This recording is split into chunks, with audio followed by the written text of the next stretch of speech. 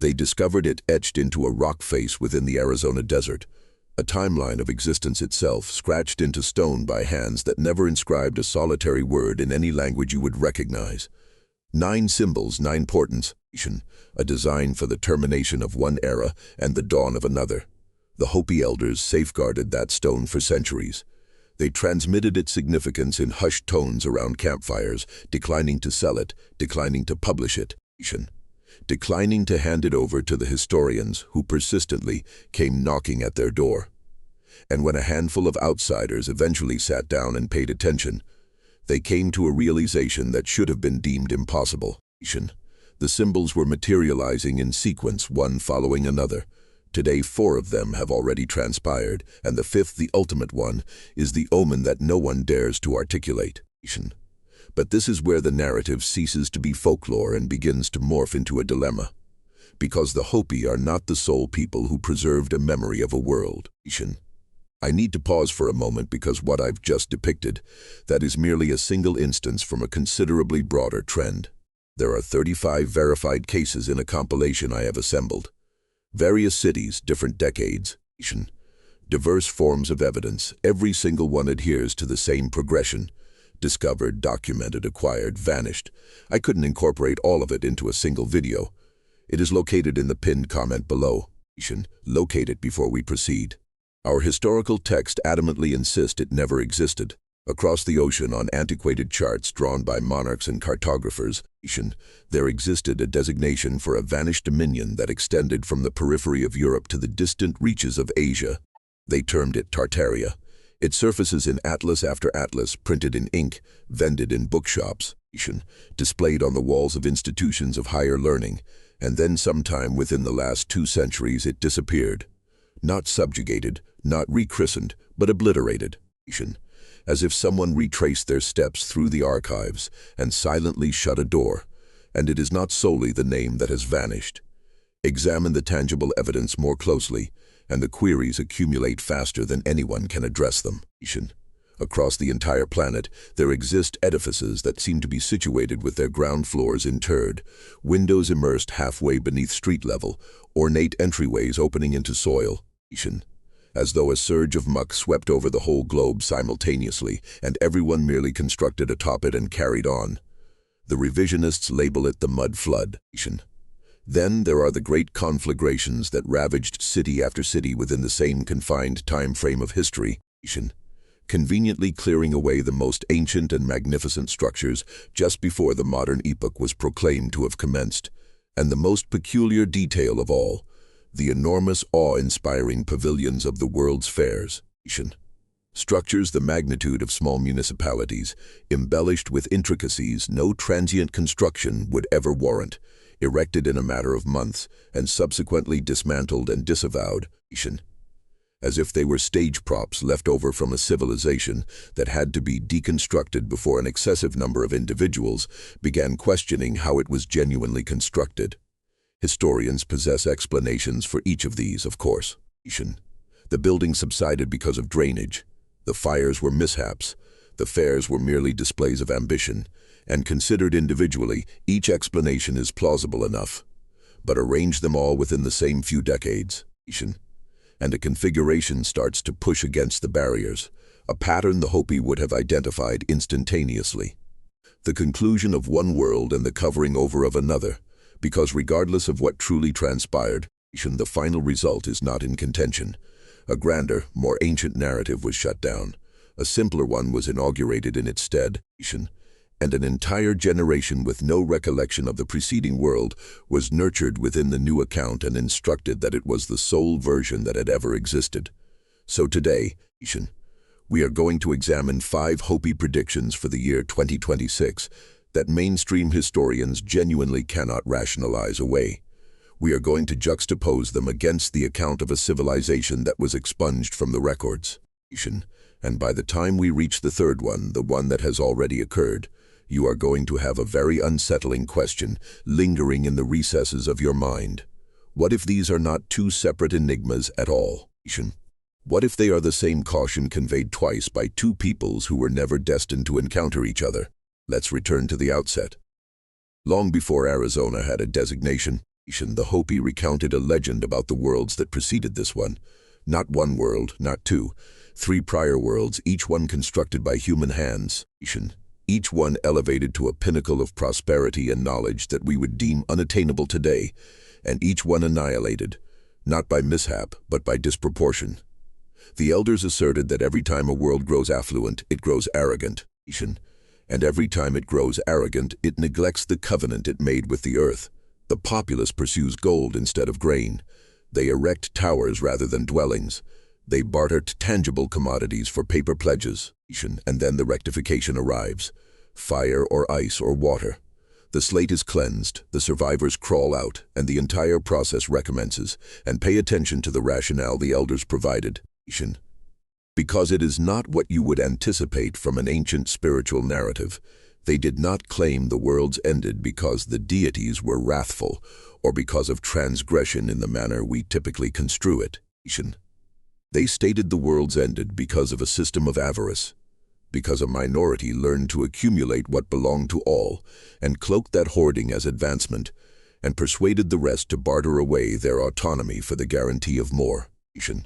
Each world ascended higher on that assurance, and each world plummeted further when the assurance ultimately shattered. The Hopi were not depicting meteorology. They were portraying indebtedness.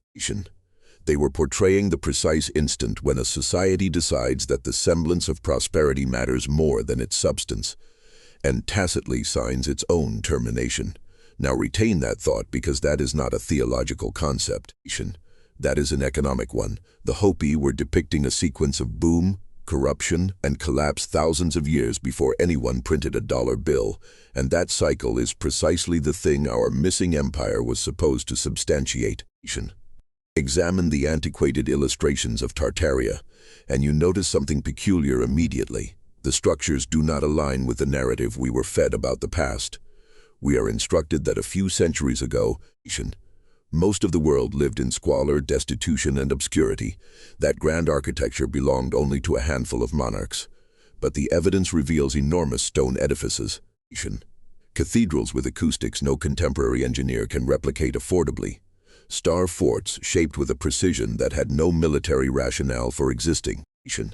And cities built on a scale that supposedly no one possessed the population or the authority to occupy. The revisionist argument is straightforward, and it is not really about extraterrestrials or sorcery. It is about currency. It poses a single question: who financed all of this, and where did their wealth disappear to? Furthermore, the ancient cities are peppered with peculiar identical star-shaped fortifications. Thousands of them constructed with a geometrical exactness that served no obvious military purpose anyone can concur upon. There are the towers and spires and domes that the revisionists allege were never chimneys or ornamentation at all, but components of a system for harvesting energy from the atmosphere itself, a technology that would have rendered power free and therefore made domination unattainable. And there is the disconcerting fact that the very moment this supposed old world concludes, a new form of currency quietly commences. Central banks, national obligations, paper money backed by nothing except the pledge of a government. It is almost as if the effacement of the old world and the genesis of the debt world occurred in the same breath. Destroy the memory of free plenty, and you can market scarcity to people for perpetuity. That is the linkage that binds the desert stone to the vanished empire. Both are narratives about a lost economy, a manner of living that generated abundance, and then vanished so entirely that we were taught to believe it never transpired. And this is the precise point where the academics fall silent. Question a mainstream historian about the Hopi Prophecy, and you will receive one of two responses. The first is that the predictions are too nebulous to signify anything. That you can twist a spiderweb or a river of stone to suit almost any era if you strive hard enough. The second is that the predictions were quietly amended after the fact, revised by later generations to correspond to events that had already transpired. Both responses sound neat. Both disintegrate the instant you examine the actual evidence. The core of these symbols was transcribed and published by outsiders decades before the occurrences they depict. The web, the ashes that invert the worth of everything, the Black Seas. These were documented long before the recent wave of inflation. long before central banks commenced hoarding metal, long before a single ordinary individual sensed the ground shifting beneath their savings. You cannot modify a prophecy after the fact when the prophecy is situated in a printed book that predates the headline. And that is why, when you press firmly enough, the self-assured explanations tend to dissolve into a shrug and a diversion of topic. It is simply simpler to label it coincidence than to elucidate how a desert people with no stock exchange and no printing press managed to depict the collapse of a paper economy they had never once witnessed. So let's delve into the signs. The first Hopi prediction describes a great spiderweb spreading across the entire land. The elders said that in the age preceding the end, you would observe the earth covered in a web of fine lines traversing hills and valleys, linking every corner of the world so that no place could remain hidden from any other. For an extended period, people assumed this meant telephone wires. Then they presumed it meant power lines. Then the internet arrived, and everyone nodded and said, "There it is, the web, the prophecy is fulfilled, moving on." But that interpretation is superficial and overlooks the economic warning beneath it. The Hopi did not depict a web of communication. They depicted a web of reliance, a world where every individual is bound by unseen threads to a central hub, and where those threads can be tugged. Reflect on what actually occurred. We did not merely connect, we were ensnared. Your money is a figure on a server you will never lay eyes on. Your capacity to purchase food depends on a network remaining operational. Your savings, your occupation, your access to the fundamentals of survival. All of it now flows through a network of systems that you do not possess and cannot physically interact with. Sever one thread and a person cannot acquire bread. That is not connection, that is a tether. And observe who benefits from a tether. A world of autonomous individuals is a world that is difficult to govern and impossible to tax efficiently. A world where every transaction passes through the web is a world where every transaction can be observed, assessed, frozen, or deleted. The elders did not possess the vocabulary for a digital ledger, but they depicted its operation flawlessly. A single strand running from the center to every household, conveying not just messages but authorization. Permission to purchase, permission to sell, permission to exist within the system at all. And here is where Tartaria re-enters the discourse. The revisionist history alleges that the old world operated on a wholly different form of energy and a wholly different form of exchange. Free, local, decentralized. Water and atmosphere and resonance performing the work for which we now remit a monthly fee. Whether or not you credit a word of that, observe the outline of the narrative. A world that was independent was supplanted by a world that is dependent. The web did not emerge to connect us. It emerged to invoice us. The first sign was never about wires. It was about who retains the other end of the string. That sign is fulfilled. Glance out any window, and you will perceive the threads. So the elders would assert, we are already deep into the prophecy, not standing at its periphery.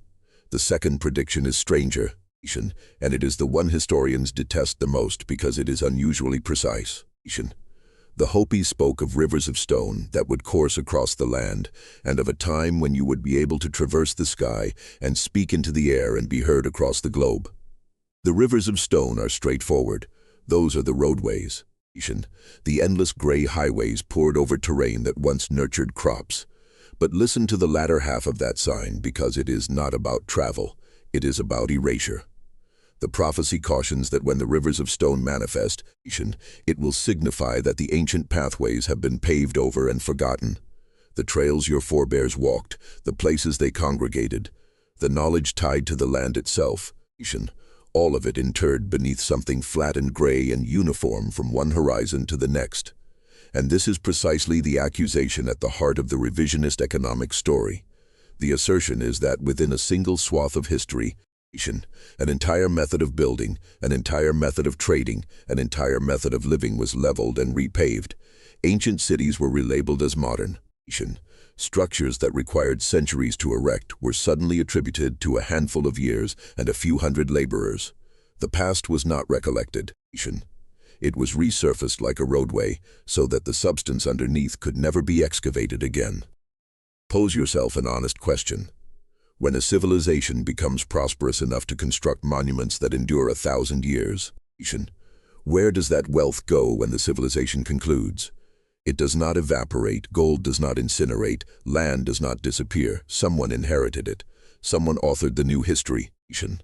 And the individuals who write the history are almost invariably the ones who wound up possessing the money. The river of stone is not merely concrete. It is the sleek, featureless narrative we were presented to supplant the messy, costly truth. Contemplate how rapidly it occurs, even within the history you can personally recall. A neighborhood that stood for a century is leveled in a single weekend, and within a decade, no one can inform you what formerly occupied that space. Now extrapolate that across an entire civilization. Extrapolate it across the wealth of a whole vanished world.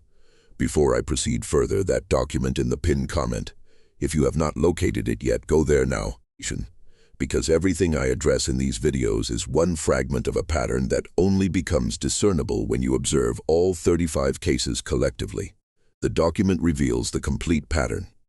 What I can present here is the exterior.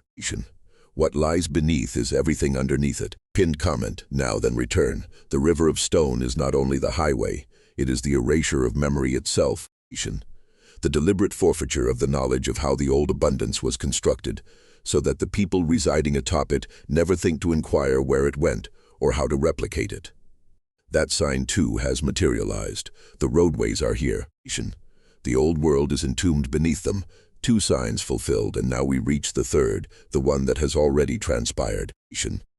The one that compelled me to sit upright and genuinely regard this with seriousness instead of dismissing it as desert folklore. The third Hopi prediction is the most direct of them all, and for most of the preceding century, it made no sense to anyone who perused it. The elders cautioned of a day when the vessels of ash would be tipped from the sky, and when those ashes descended, they would scorch the land, boil the seas, and invert the worth of everything. People assumed this meant warfare, bombs falling, fire from above, and perhaps part of it does, but examine the specific phrasing that endured. The ashes would invert the worth of everything, not the land upside down, the value. The Hopi were depicting a moment when what people believed was precious would suddenly be worthless, and what people disregarded would suddenly be the sole thing worth retaining.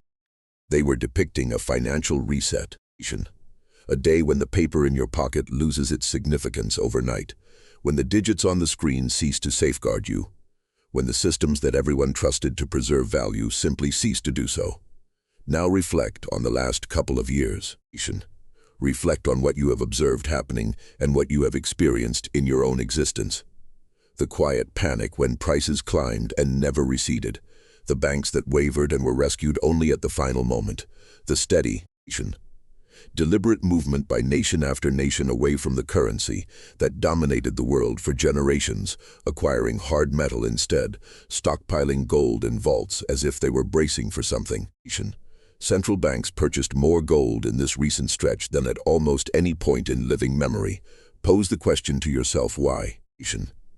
Pose the question to yourself, what individuals who can perceive the entire landscape know that you are not being informed, and here is the detail that transforms a prophecy into a warning you can actually employ. The ashes do not descend upon everyone equally. When the worth of everything flips, the individuals holding paper get incinerated, and the individuals holding tangible assets get elevated. That is not an accident of the collapse. That is the entire purpose of it. Every reset in recorded annals has shifted wealth in the same direction, upward from the multitude who trusted the currency to the minority who owned the assets beneath it. The Hopi did not frame it as economics because they had no such term.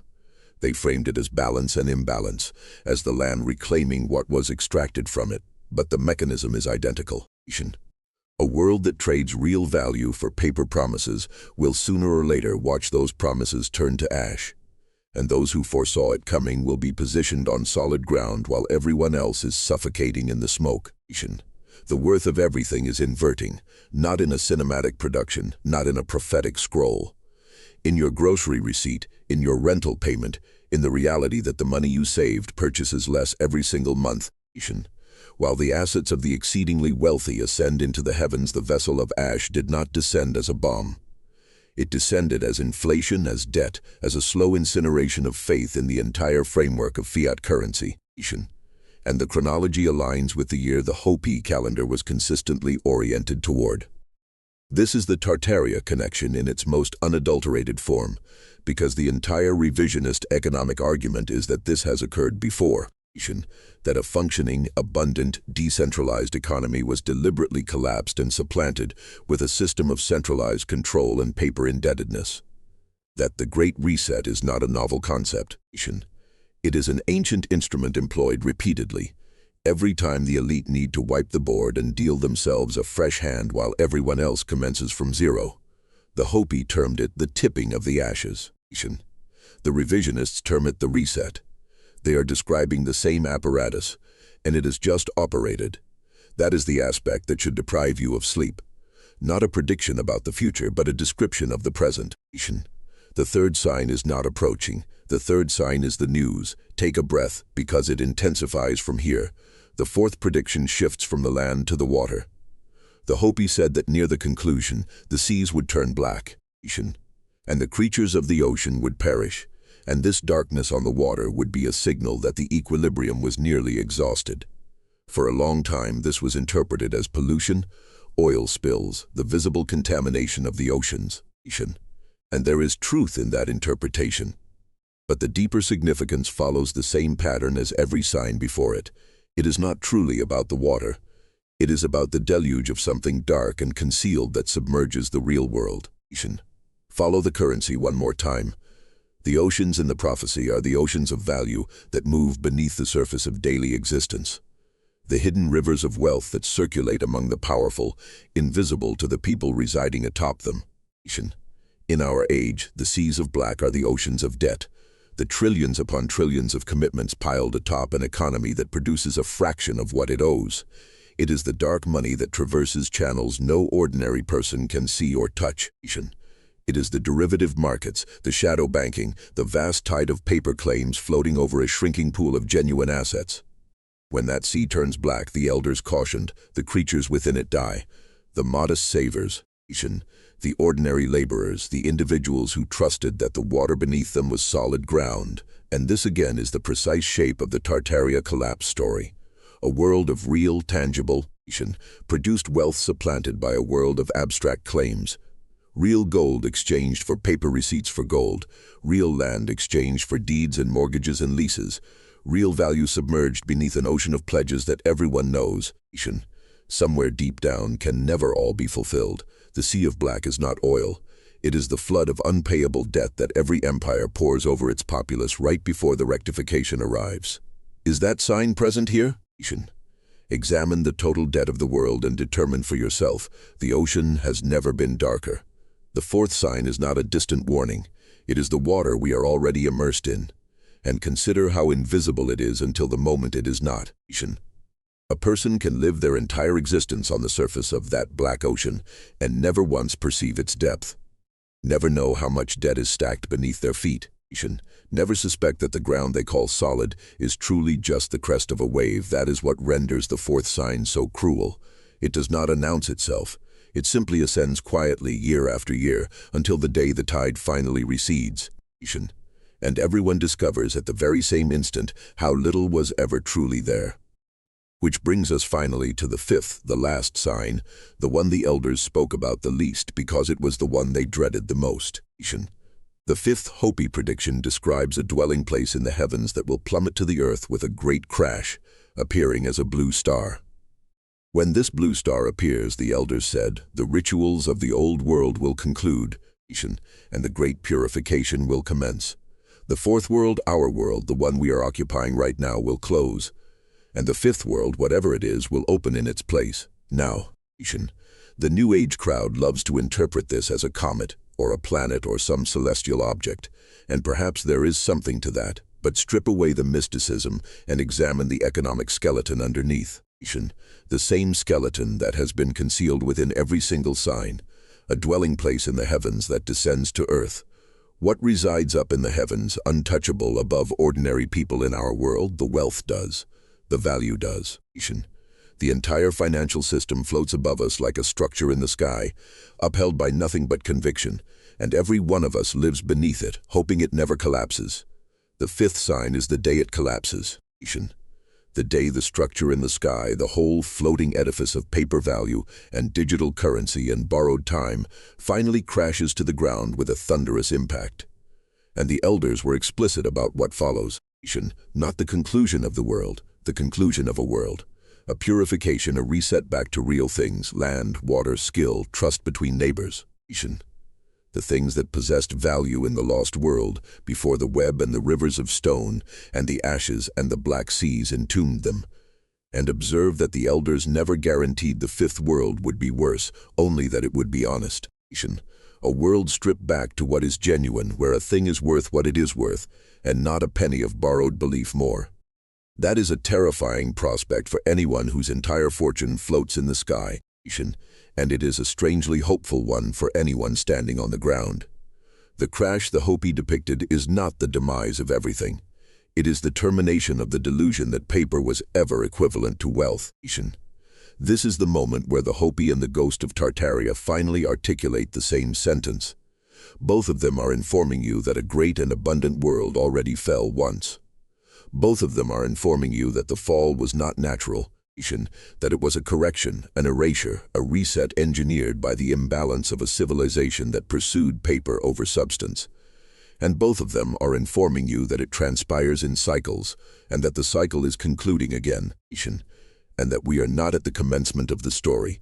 We are near its conclusion. 4 signs have already materialized: the web that ensnares us, the stone that interred the old paths, the ashes that inverted value, the seas that are running black with debt.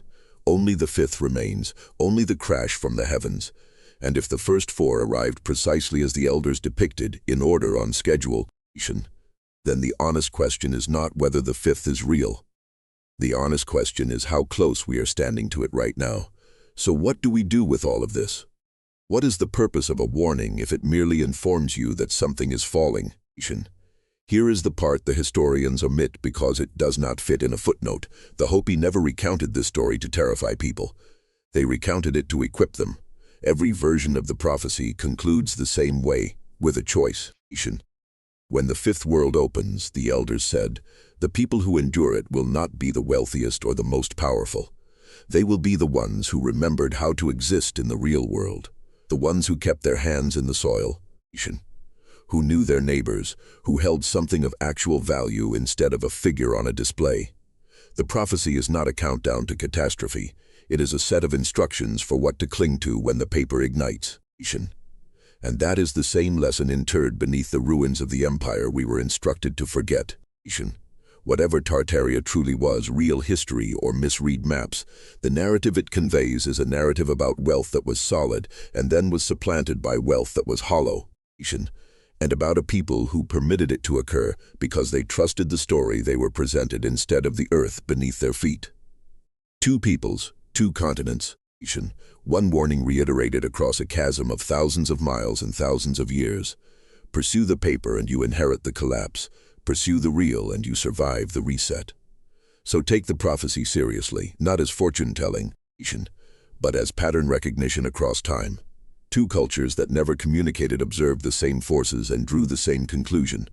Civilizations rise on genuine production, become seduced by paper abstraction, inflate that abstraction until it fractures, and then reset back down to the ground. The Hopi carved it into stone. The old cartographers left it in the gaps of their maps, and the modern revisionist, delving through demolished palaces and buried doorways, keeps arriving at the very same portal the elders were quietly guarding all along. Not a story about the end of the world, a story about the end of a falsehood and the return of whatever was real before it. The stone in the desert is still there. The old maps are still in the archives if you know where to search. 4 of the 5 signs have already materialized exactly as they were carved, and the value of everything truly did just invert, while most people were looking elsewhere. Perhaps it is all coincidence. Perhaps a scattered desert nation and a forgotten empire simply conjectured at the same shadows, or perhaps, just perhaps, they both observed the same apparatus turning, and both attempted, in their own language, to leave us a memorandum. The note conveys the same message either way. The world you believe is permanent has fallen before. It is constructed on paper, and paper burns. And the sole question that has ever mattered is whether you will be clutching something real when the ashes descend. 4 signs are behind us, 1 remains. And the elders would tell you, if they were seated here right now, that the most prudent action you can take is to cease inquiring when it will happen and begin questioning what you are still grasping that would endure it. Because that is the one lesson both the stone and the maps concur upon without a single contradiction. The collapse is not the surprise. The collapse is the pattern. It has transpired to every world that came before, and it will transpire to this one, and the only variable that is ever truly altered is who foresaw it approaching.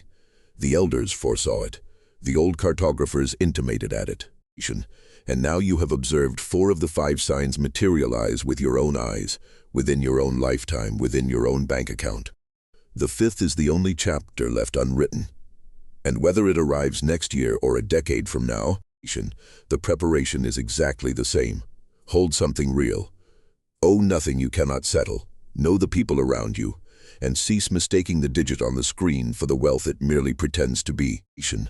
What do you believe is sustaining this entire structure? And what would you desire in your hands on the day the sky finally releases its grip? 4 signs behind us and only 1 left ahead. The stone in the desert provided its answer long ago, and the old maps in their silence appear to concur with it. The only question still unresolved is whether you will be heeding it on the day the last one arrives.